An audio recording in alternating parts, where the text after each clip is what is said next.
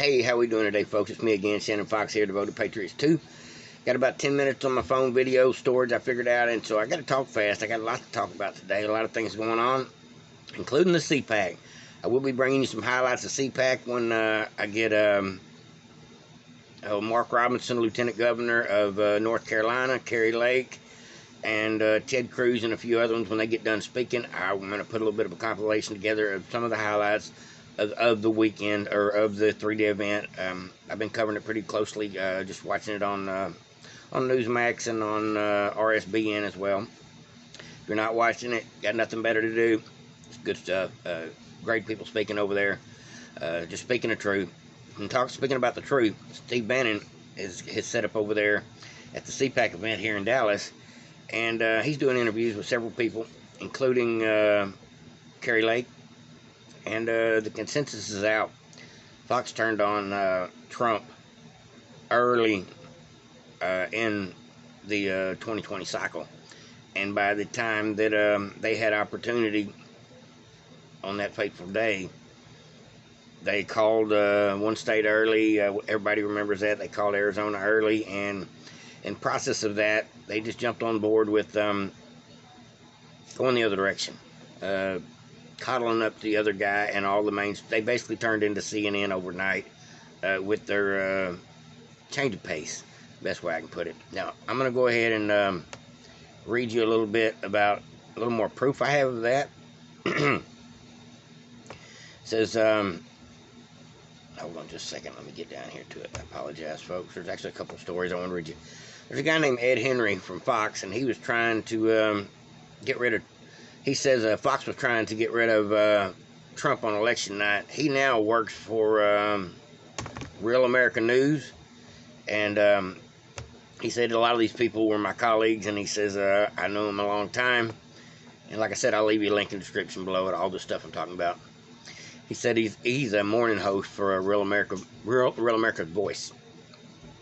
Says that Real America's Voice, I got a new perspective on things. I was off field for a little while. I watched it, and I was embarrassed to watch my colleagues at Fox and elsewhere, old colleagues, the way they were sycophants towards the mainstream. Fox trying to cozy up to Biden, trying to get rid of Trump on that day, and that's exactly what they tried to do. This is his perspective. And Steve Bannon asked him, he said, "You saw that?" He says, "I saw it from the outside." He said they could not stand Trump. He says they were moving away from him even before that. He says the Murdochs who own Fox, Rupert Murdoch, found it as an opportunity to get rid of him. And like I said, there's a video about that. And there's also another video of Carrie Lake basically saying some of the same stuff. She was on Steve Bannon, and she says, only got one interview from Fox in 7 months, was what she said. And she said they only had me on once on primetime in 7 months. She said, and it was an ambush interview. She said they attacked me like I was Trump himself, basically. Both of these videos are over here on the Gateway Pundit. I'm leaving you links in the description below to all the things I'm talking about. Like I said, there'll be lots of them below. And a link to my DIY junket channel if you don't know.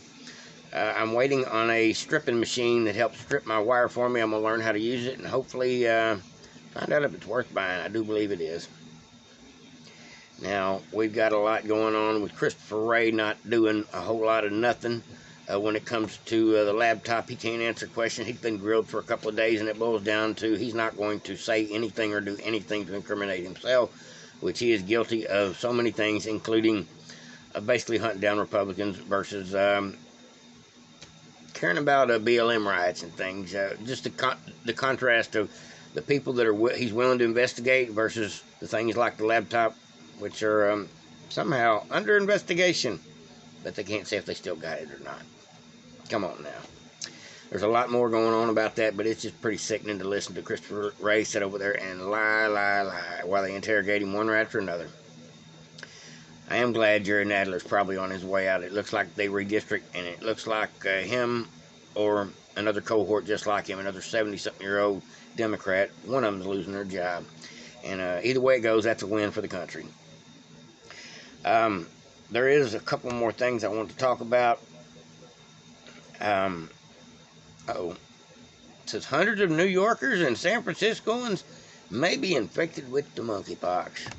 They said, and it's mostly in these communities. And so all of a sudden they now want to make a vaccine for it, and they need millions of them because there's a few thousand people, they believe, have done caught this nasty thing. And it's just sad. Shouldn't go there. You may not have them problems. You know, I guess these people need them face diapers on both ends at this point. Practice that 6-foot rule. That would probably help keep that stuff off of you. Anyway, now while Democrats are being bused to D.C.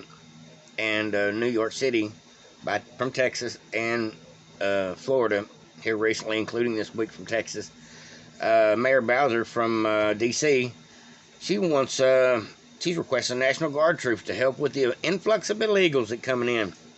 Well, the Pentagon chief rejects it. You can't do it. Eric Adams was crying the same thing about a week or two ago. New York's mayor over there, or governor over there. The fact of the matter is, if they start calling in the National Guards to help New York or Washington, D.C., they got to send some to Texas too, because we got a problem as well. The problem comes from here. So, as is, they're kind of stuck between a rock and a hard place, and all these Democrats are starting to feel the pain of having people show up with their hands out who really don't have no place to go. That's a real problem, especially the trafficking end of it. That's the saddest part for me, the trafficking and the fentanyl that is a part of this whole cartel-run, government-functioning, sad situation. I don't know what to call it other than that. It makes me think the government is the cartel more and more these days. Now, there is video footage of some illegals being bused from Texas that actually arrive in New York City. Wasn't really interested in a whole lot, not a whole lot to see there other than people showing up. We've seen it before. We've seen it on the planes and things, but I don't know if that's the best answer, is sending them up north, but you can't let them all live in Texas. Otherwise, Texas will become the new Mexico if we just continue to let them pour in and stay here. It just take a few years, and Texas will be speaking a new language.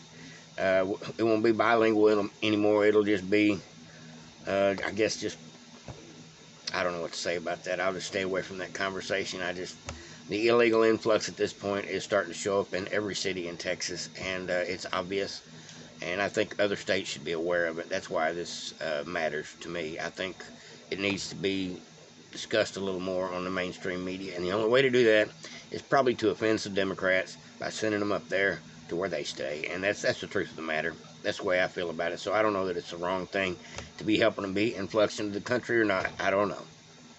It's a big mess up between the federal and the state laws, to where you can and you can't do this, and you can't get away with this, and you can't get away with that. And you can't really kick them out because the federal laws prohibit it, and then Biden ain't listening to things he's actually been forced to do. He's not doing them.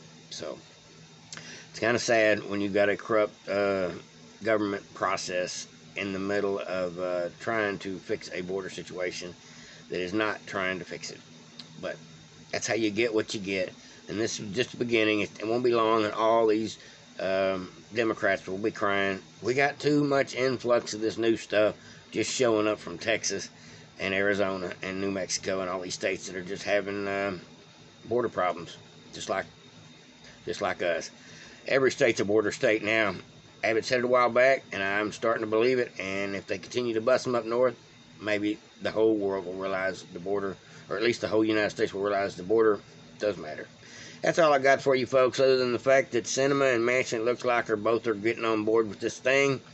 I'm guessing Joe Manchin's going to try to run for office soon and get out of being a representative of his state and try to run for president in a couple of years. So I think this is his Hail Mary, get paid and get out.